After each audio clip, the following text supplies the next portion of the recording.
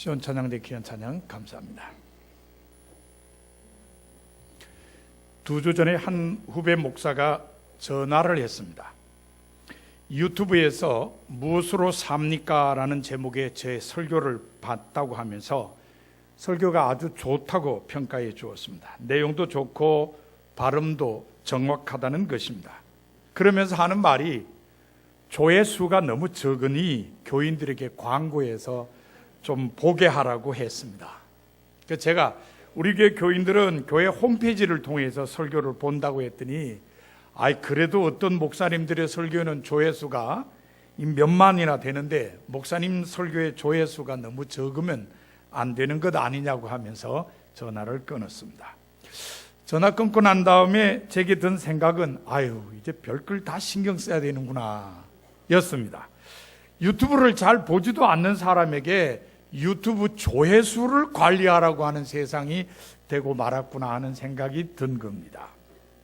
그런데 지난주 수요일인 23일에 유튜브에서 조회수 수만 회를 기록한 간증 영상의 주인공이 법정 구속되었습니다.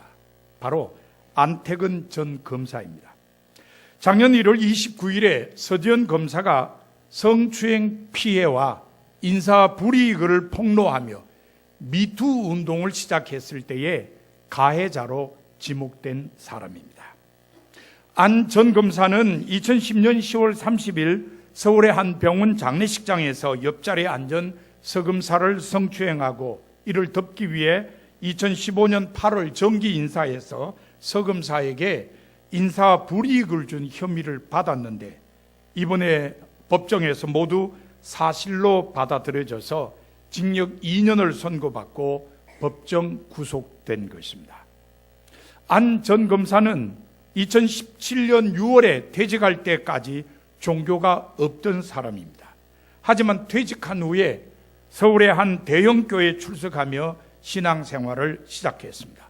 그리고 그해 10월 29일 세례를 받은 후에 눈물의 간증을 했습니다. 안 전 검사의 간증 영상은 유튜브에 올려져서 조회수 수만 회를 기록했고 댓글도 이어졌습니다. 하지만 이 간증 영상이 안 전 검사의 발목을 잡았습니다. 서지현 검사가 이 간증 영상에 대한 이야기를 듣고 고소를 결심한 것입니다. 서지현 검사는 JTBC와의 인터뷰에서 안 전 검사의 간증이 자신의 피해 사실을 공개하게 된 계기가 됐다고 밝혔습니다. 회개는 피해자들에게 직접 해야 된다고 생각했다는 것입니다. 서지현 검사의 고소로 기소가 된 안 전 검사는 혐의를 부인했습니다. 성추행을 한 기억이 없고 그것을 은폐하기 위해 서지현 검사에게 불이익을 준 적도 없다고 했습니다. 하지만 안 전 검사는 지금 징역 2년형을 선고받고 서울구치소에 수감된 상황입니다. 앞으로 이 사건이 어떻게 전개될지는 두고 봐야 알겠습니다만 우리나라 교회로서는 그 결과에 관심을 가질 수밖에 없습니다. 왜냐하면 그 사건이 일어난 시점에 안 전 검사는 기독교인이 아니었지만 지금은 기독교인이기 때문입니다. 그가 예수를 믿기 전과 예수를 믿은 후가 어떻게 다른지 모든 사람이 지켜보고 있다는 것입니다. 이것은 믿음이 사람을 어떻게 변화시키는지에 대한 대답이 될 수 있으며 더 근본적으로 믿음이 무엇이냐에 대한 대답이 될 수도 있습니다. 믿음이란 무엇일까요? 히브리서 저자는 믿음은 바라는 것들의 실상이요 보이지 않는 것들의 증거라고 했습니다. 세번역 성경은 믿음은 바라는 것들의 확신이요 보이지 않는 것들의 증거입니다라고 번역했습니다. 공동번역 성경은 믿음은 우리가 바라는 것들을 보증해주고 볼 수 없는 것들을 확정해 줍니다라고 번역했습니다. 단어는 모두 다르게 사용했습니다마는 히브리서 주석을 쓴 김달수 박사의 말대로 믿음은 바라는 것들을 있게 하는 것이요, 보이지 않는 것들 보이게 하는 것이라고 정리할 수 있습니다. 하지만 믿음이라고 다 같은 것은 아닙니다. 이 세상에는 잘못된 믿음도 참 많습니다. 우선 상상의 영역에서조차도 믿음으로 보는 사람들이 있는데 이건 정말 잘못된 것입니다. 제가 신학교 다닐 때만 해도 TV가 흔하지 않았습니다. 물론 스마트폰도 없던 시절입니다. 저희 기숙사에는 휴게실에 유일하게 TV 한 대가 있었습니다. 그래서 저녁을 먹고 나면은 신학생들이 좀 이렇게 휴식을 취하기 위해서 휴게실에 모여서 TV를 보곤 했습니다. 어떤 친구들은 축구를 좋아해가지고 늦은 시간에도 그 독일의 분데스리가 리그를 보느라고 정신없던 친구들도 물론 있었습니다. 그런데 저녁을 먹고 휴게실에 들어와서 TV에 앉아 있으면은 기숙사 관리인의 부인이 꼭 연속곡을 보러 들어오십니다. 그러면 뭐 신학생들이 얼마나 착해요, 그죠? 그러면은 그 아주머니가 보시고자 하는 채널을 틀어주고 그 연속곡을 같이 봅니다. 뭔 재미가 있겠습니까만은 같이 봅니다. 그런 다음에 그 부인이 연속곡 끝나고 가시면 그 다음에 진짜 보고 싶은 프로그램으로 채널을 옮기곤 했습니다. 그런데 그 관리인의 부인이 연속곡을 보면서 아주 많이 한 말이 있어요. 이게 뭐냐면 주여, 주여. 이 연속곡을 보면서 연방 그냥 주여, 주여 그럽니다. 왜 그랬을까요? 주인공의 어려움에 처하니까. 분명히 우리가 아는 것은 연속곡의 결말은 작가에 의해 이미 정해져 있습니다. 물론 간혹 가다가 시청자들이 막 항의해가지고 결말이 바뀌는 수도 뭐 있긴 합니다. 그러나 일반적으로는 작가가 이미 다 써줬고 그리고 다 찍어 놓은 대로 갑니다. 주님께서 도우실 영역이 결코 아닙니다. 그런데도 주님의 도우심을 구하는 것은 분명히 잘못된 믿음입니다. 요즘도 혹시 그런 분이 계시지 않을지 모르겠습니다. 이것뿐만 아닙니다.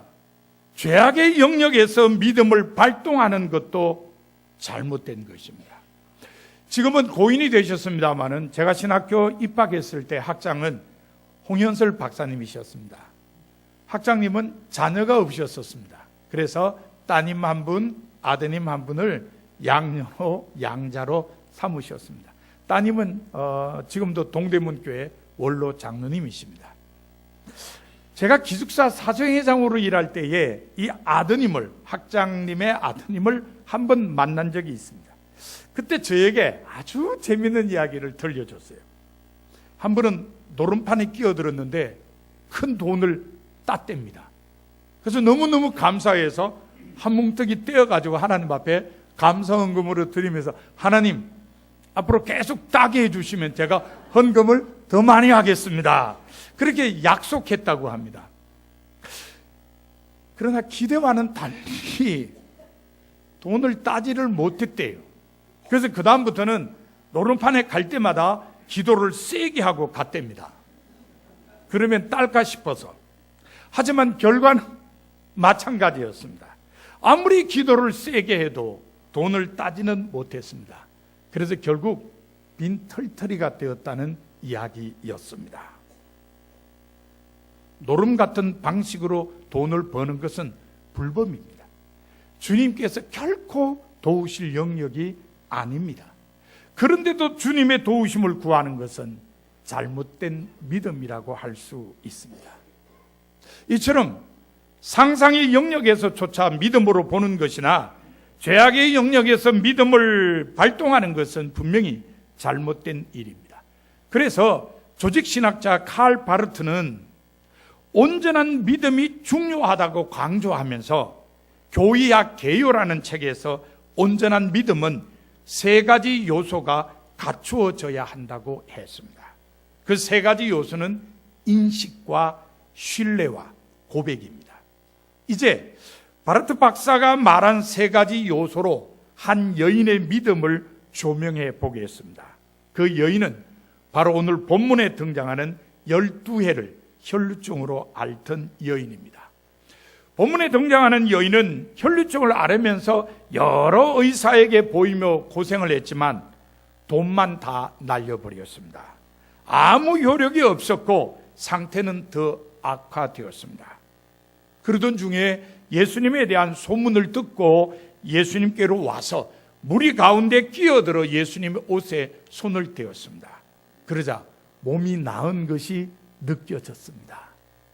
그때 예수님께서 누가 내 옷에 손을 대었느냐고 하시며 사람들을 둘러보셨습니다. 여인은 두려워하여 떨면서 예수님께로 나와 엎드리고 사실대로 다 말씀드렸습니다. 그러자 예수님께서는 여인에게 딸아, 네 믿음이 너를 구원하였으니 평안히 가라. 내 병에서 놓여 건강할지어다라고 하셨습니다. 예수님께서는 여인에게 내 믿음이 너를 구원하였으니라고 하셨습니다. 그렇다면 예수님께서는 여인의 어떤 믿음을 보셨을까요? 우선 내용에 대해 아는 믿음이었습니다. 여인은 예수님에 대한 소문을 듣고 예수님에 대해 알게 되었습니다. 믿음의 내용을 안 것입니다. 바르트 박사는 온전한 믿음에는 인식이 있어야 한다고 했습니다. 믿음의 내용에 대해 올바로 알아야 한다는 것입니다. 그렇습니다. 온전한 믿음은 정확한 인식, 곧 확실한 이해에서 출발합니다. 이 점에서 본문에 등장하는 여인은 좋은 출발을 한 것입니다. 예수님에 대한 소문을 듣고 예수님에 대해 알고서 예수님을 찾아왔기 때문입니다. 감리교 신학대학교에서 오랫동안 조직신학 교수로 일하신 선한용 박사님이 재미있는 이야기 하나를 들려주셨습니다. 저 사진은 선한용 박사님 사진이 아닌데 벌써 나왔네. 죄송합니다. 뒤하고 앞하고 화면이 다르네요. 이 선한용 박사님이 저희에게 아주 재미난 이야기 하나 들려주셨는데요. 자기가 어렸을 적에 찬송가 370장 주 안에 있는 나에게를 부를 때마다 후렴 끝부분에서 멈추었다는 겁니다. 여러분, 주 안에 있는 나에게 찬송 후렴 끝부분이 뭐죠? 나 주님만 따라가리. 나 주님만 따라가리인데 이거 왜 부르다가 자꾸 멈췄을까요? 이유는요, 어린 선한용은 생각하기를 왜 나주님만 따라가냐? 우리 고향인 광주님도 따라가야지. 이랬다는 거예요. 그러니까 나 주님만이 아니라 나자하고 두자하고 합쳐가지고 나주님. 그러니까 내 고향은 광주인데 왜 자꾸 나주님만 따라가냐? 광주도 따라가야지. 이런 생각을 해서 늘 끝만에 가면은 멈췄다는 거예요. 이거 이상하다. 왜 나주님만 따라가냐? 광주님도 따라가야지. 이랬다는 겁니다. 그런데 이런 오해는 신앙생활의 다양한 영역에서 나타납니다. 그러므로 올바른 이해가 없으면 신앙생활은 실패하고 맙니다. 중세교회의 실패는 그 좋은 예입니다. 중세교회 시절에는 성서가 라틴어로 되어 있어서 일반 교인들이 성서를 읽지 못했습니다. 그래서 성서의 내용도 올바르게 알지 못했으며 올바른 믿음도 가질 수가 없었습니다. 종교 개혁을 일으킨 마르틴 루트가 제일 먼저 성서를 독일어로 번역하여 사람들로 하여금 읽도록 한 것도 바로 그런 이유 때문이었습니다. 1920년대에 우리나라 교회 부흥운동을 이끈 분들 가운데 김익두 목사님이 계십니다. 이적과 치유로 널리 알려진 목사님이셨습니다. 하지만 김익두 목사님은 처음부터 신앙생활을 한 분은 아니었습니다. 김익두는 6살 때부터 서당에서 한문을 배웠습니다. 10살 때에 사서 삼경을 통독한 총명한 소년이었습니다. 그러나 16살 때 과거 시험을 봤는데 낙방했습니다. 그래서 너무너무 실망했습니다. 공부는 다 그만두고 가족의 생계를 위해 장사를 시작했습니다. 김익두는 장사로 많은 돈을 벌었습니다. 그러나 안타깝게도 친구의 사기 행각으로 인해서 모든 재산을 날리고 하루아침에 거지가 되고 말았습니다. 그래서 김익두는 세상을 한탄하고 술을 마시기 시작했습니다. 때로는 술에 취해서 폭력을 휘둘기도 하고 사람들을 위협하기도 했습니다. 그래서 장사꾼들이 김익두가 사는 마을에 장날에 갈 때는 꼭 선악당 옆을 지나오면서 돌 하나를 던지면서 오늘은 제발 익두 안 만나게 해주세요. 그러면서 장터에 갔다는 얘기도 전해집니다. 어느 날 박태환이라는 친구가 미국 장로교 선교사인 스왈렌이 영생이라는 제목의 설교를 하는 부흥 사경회에 김익두를 데리고 갔습니다. 김익두는 스왈렌 선교사의 설교를 듣고 지난날에 자기 잘못을 회개하며 예수님을 구주로 모셨습니다. 이렇게 하여 이적과 치유의 종이 탄생되었습니다. 김익두를 변화시킨 것은 말씀이었습니다. 말씀이 그에게 믿음을 심어 주었습니다. 말씀으로 예수님을 알게 됨으로써 믿음을 갖게 된 것입니다. 그러므로 모든 그리스도인은 온전한 믿음을 갖기 위해 하나님의 말씀을 읽고 들으며 배워서 믿음의 내용을 확실하게 이해해야 합니다. 본문 27절에 의하면 예수님에 대한 소문을 듣고 예수님을 알고서 예수님을 찾아온 여인은 예수님의 옷에 손을 대었습니다. 예수님의 옷에 손만 대기만 해도 병이 나을 것이라는 확신이 그의 마음에 있었기 때문입니다. 바르트 박사는 이것을 믿음의 두 번째 요소인 신뢰라고 했습니다. 믿음의 대상에 대한 전적인 의지라는 것입니다. 제가 어렸을 적에 부흥회를 인도하시는 목사님들이 자주 하신 이야기 가운데 이런 게 있습니다. 어느 시골 교회 할머니 한 분이 교회에 새로 나오셨습니다. 예배도 열심히 참석하시고 기도도 열심히 하셔서 목사님이 무척 기뻐하셨습니다. 아이고 이게 제대로 된 교인 하나 생겼구나 그러고 생각한 겁니다. 근데 어느 날 우연히 그 할머니의 기도 소리를 들은 목사님은 깜짝 놀랐습니다. 할머니가 기도를 마치면서 예수님의 이름으로 기도합니다. 아멘. 나무아비타암셈 나무아비타울 관세음보사 이렇게 말을 한 겁니다. 목사님이 놀라서 할머니에게 왜 그렇게 기도하셨냐고 물었습니다. 그러자 할머니는 하나님이 안 들어주시면 부처님이라도 들어달라고 그렇게 했습니다. 그렇게 대답을 했어요. 그렇습니다. 하나님에 대한 신뢰가 없으면 그렇게 기도하게 되는 겁니다. 그러므로 신뢰가 없으면 신앙생활은 실패할 수밖에 없습니다. 물에 빠진 사도 베드로는 그 좋은 예입니다.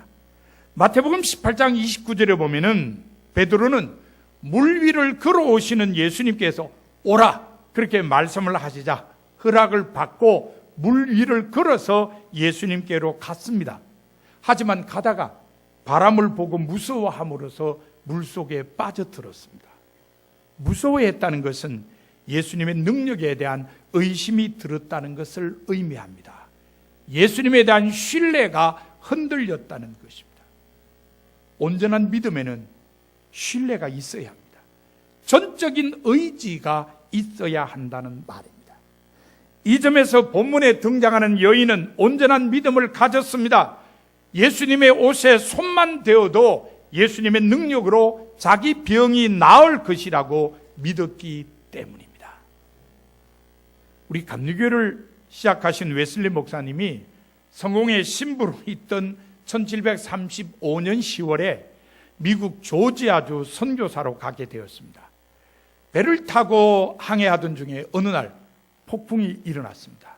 큰 돛이 찢어지고 파도가 갑판 위로 넘쳐 들어와서 배가 곧 침몰될 것 같은 상황이 되었습니다. 당연히 여기저기서 비명소리가 들려왔습니다. 웨슬리 목사님도 공포에 떨고 있었습니다. 그런데 배 한쪽에 일부 사람들이 모여서 계속해서 시편을 읽고 있었습니다. 독일 경건주의파인 모라비아 교도들이었습니다. 웨슬리 목사님은 그들이 지닌 믿음으로 인해 큰 감동을 받았으며 자기에게는 그 같은 믿음이 없음을 발견했습니다. 자신의 믿음에 대한 이러한 성찰이 훗날 웨슬리 목사님을 회심 체험으로 이끌었습니다. 그러므로 모든 그리스도인은 온전한 믿음을 갖기 위해 하나님을 전적으로 신뢰하며 의지해야 합니다. 본문 30절에 보면 여인이 예수님의 손에 옷을 대어 병이 낫자 예수님께서 능력이 자기에게서 나간 줄 아시고 누가 내 옷에 손을 대었느냐고 물으셨습니다. 그러자 여인은 두려워하여 떨면서 예수님께 나와 엎드렸습니다. 그리고 사실대로 다 말씀드렸습니다. 그 주변 사람들이 다 듣도록 말입니다. 예수님께서는 여인으로 하여금 자기에게 일어난 일을 사람들 앞에서 고백하도록 이끄셨습니다. 당시에는 입술의 고백만으로도 충분히 인정받는 믿음이었기 때문입니다. 바르트 박사는 온전한 믿음에는 고백이 따라야 한다고 강조했습니다. 입술의 고백만이 아니라 삶으로 자신이 믿는 하나님의 가르침을 나타내야 한다는 것입니다. 이 점에서 본문에 등장하는 여인은 고백이 따르는 온전한 믿음을 가졌다고 할 수 있습니다. 그 당시는 참 어려운 입술의 고백을 했기 때문입니다. 제가 고향에서 교회학교 교사로 있을 때 몇몇 분들이 함께 교사로 일했는데요. 그 중에 백영성 선생이 있었습니다. 지금은 원로 장로님이십니다만은 어느 날 교회 갔더니 전날 밤에 일어난 일 때문에 교사들이 깔깔대며 웃고 있었습니다. 궁금해서 무슨 일이 있었냐고 물어봤더니 이런 얘기를 들려주었습니다. 전날 밤에 백영성 선생이 가로등도 없는 캄캄한 길을 불도 켜지지 않는 자전거를 타고 가다가 맞은편에서 오는 똑같이 불도 켜지 않은 자전거를 타고 오던 사람하고 정면으로 부딪혔습니다. 두 사람 다 자전거와 함께 쓰러졌습니다. 백영성 선생은 다친 데가 없어서 뻘떡 일어나 쓰러져 누워있는 사람에게 다가가서 어디 다친 데 없습니까? 라고 물었습니다. 그랬더니 그 사람이 이렇게 쳐다보면서 백 선생님이네요 그러면서 일어났습니다. 알고 보니 같은 우리 교회 교회학교 교사였습니다. 나중에 이분이 백영성 선생을 칭찬하면서 하는 말이 자기는 다친 데가 하나도 없었지만 같이 꽝 부딪혀서 쓰러진 저 사람이 혹시 다쳤으면은 나는 안 다치고 저 사람 다쳤으면 어떻게 돼요?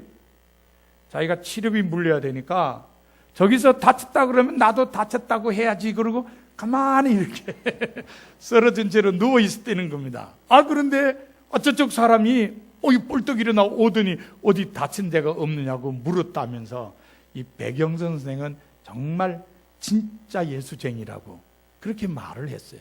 그러면서 자기는 세상 사람들하고 똑같이 뭘 나한테 손해가 될까봐 가만 눈치 보고 누워 있었다는 거예요. 그러니까 예수 믿는 사람은 백영성 선생처럼 해야 된다고 그분이 얘기를 하는 거예요. 자기는 못했지만. 그렇습니다. 자신이 믿는 말을 행동으로 나타내는 것이 온전한 믿음입니다. 고백은 믿음을 온전하게 하는 요소인 것입니다. 이처럼 온전한 믿음은 인식과 신뢰와 고백의 세 요소가 갖추어져야 합니다. 그러므로 우리는 하나님의 말씀을 열심히 배워서 올바로 깨닫고 전적으로 신뢰하며 삶을 통해 고백하여서 온전한 믿음을 가진 성도가 되어야 합니다. 사랑하는 성도 여러분, 여러분의 믿음은 어떻습니까? 여러분은 온전한 믿음을 가지셨습니까? 여러분 모두 자신을 돌아보며 올 한 해 온전한 믿음으로 사는 성도가 다 되시기를 바랍니다. 이제 말씀을 마음에 새기고 결단하는 침묵 기도를 2, 3분간 드리도록 하겠습니다.